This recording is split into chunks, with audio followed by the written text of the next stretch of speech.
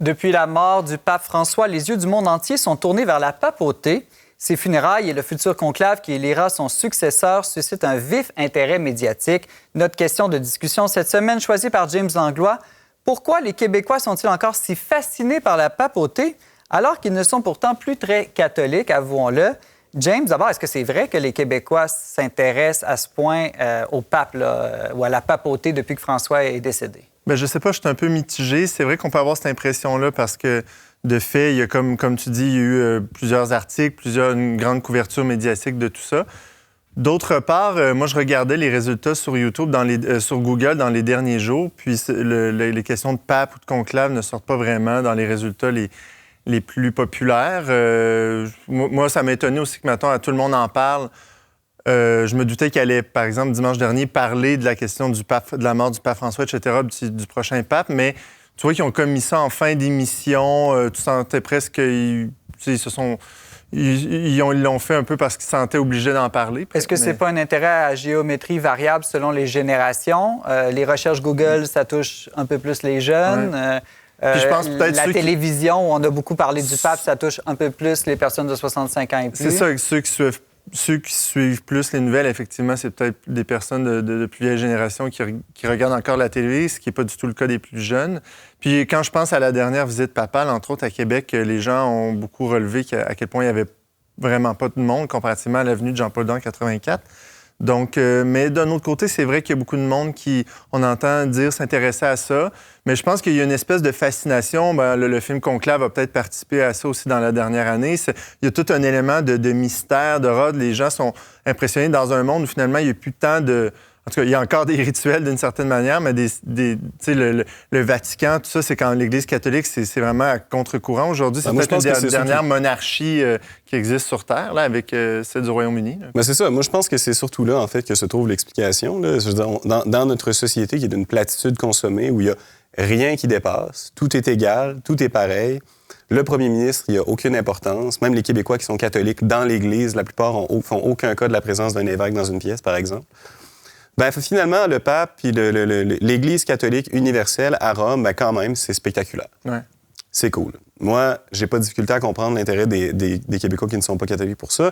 Je m'intéressais peut-être plus au pape avant d'être chrétien que maintenant que je le suis. Je trouvais ça plutôt cool. Moi, je me souviens, mon premier contact sérieux avec l'Église, c'est quand Benoît XVI a démissionné. Je trouvais que c'était un événement historique intéressant. Bon, d'abord... Non, mais toi, t'es quand même une bébé. C'est sûr. Moi, je m'intéresse à l'histoire puis à la politique puis des choses comme celle-là. Il y en a peut-être pas... Peut-être la majorité des gens sont pas comme moi, mais il y en a suffisamment pour qu'on écrive des articles dirigés vers eux. Ça fait des cérémonies intéressantes, ça fait du faste, ça fait des grandes histoires avec de la soie rouge, puis des Kappa Magna, puis des rituels fastidieux, compliqués, intéressants.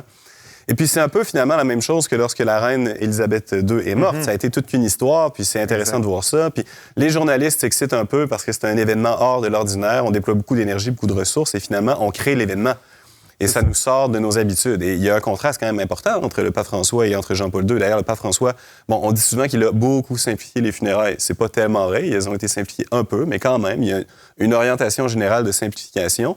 Et avec Jean-Paul II, peut-être a-t-on assisté aux dernières grandes funérailles papales spectaculaires, comme probablement on a assisté aux dernières funérailles royales spectaculaires. Parlant avec des funérailles, là, ça a étonné Alain Crevier, tout le monde en parle, qui disait à quel point il y avait du monde sur Place Saint-Pierre lors des funérailles. Mais j'ai vérifié, puis Jean-Paul II, on parlait de 3 millions de personnes sur Place Saint-Pierre, puis alors que le pape François, c'était juste 400 000.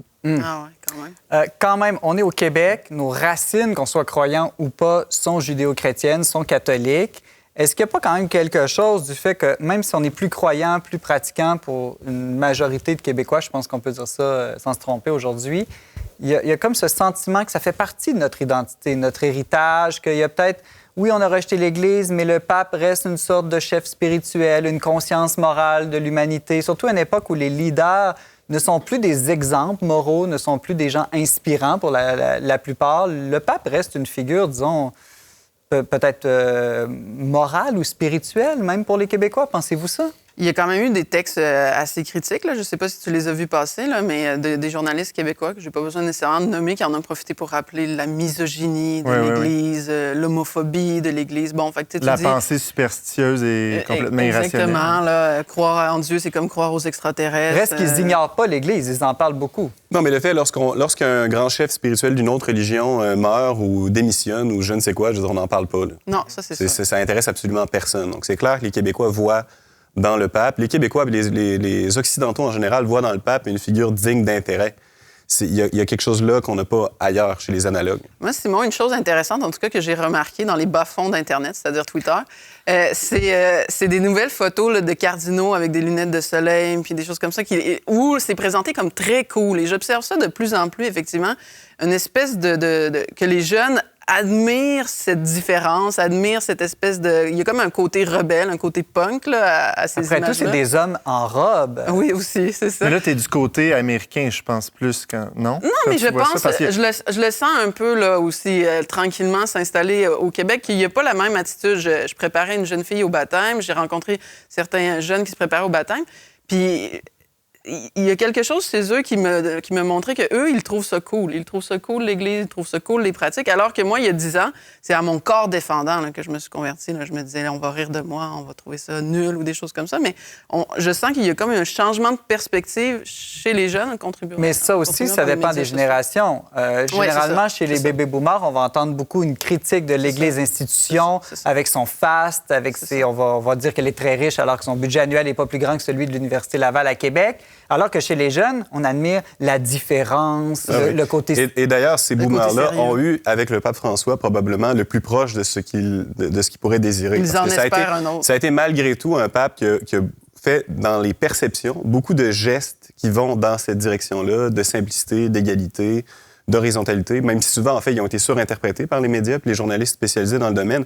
Chez les jeunes, on est complètement ailleurs. Là. Moi, je veux dire, ce que tu décris... Les jeunes attendent Cardinal Sarah, des fois. Oui, puis il y a une certaine superficialité là-dedans aussi. Oui, là. Il y a des jeunes qui s'excitent devant la Kappa Magna, même si tu dis qu'il n'y en a plus, il y en a encore.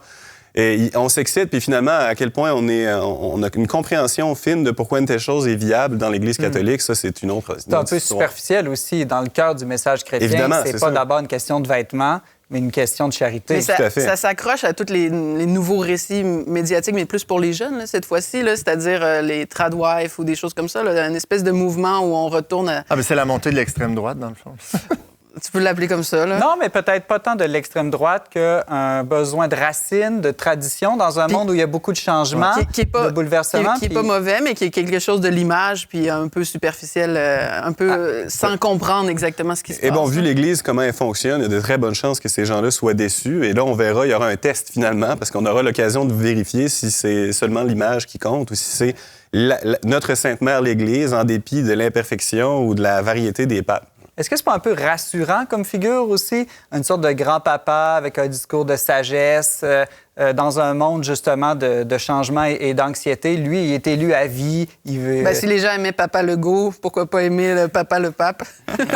Bon, on va s'arrêter là sur cette belle boutade de Laurence. Vous pouvez nous écrire votre opinion à verbomoteur@commercial-verbe.com ou encore visiter notre page YouTube du Verbe Média et nous laisser vos commentaires.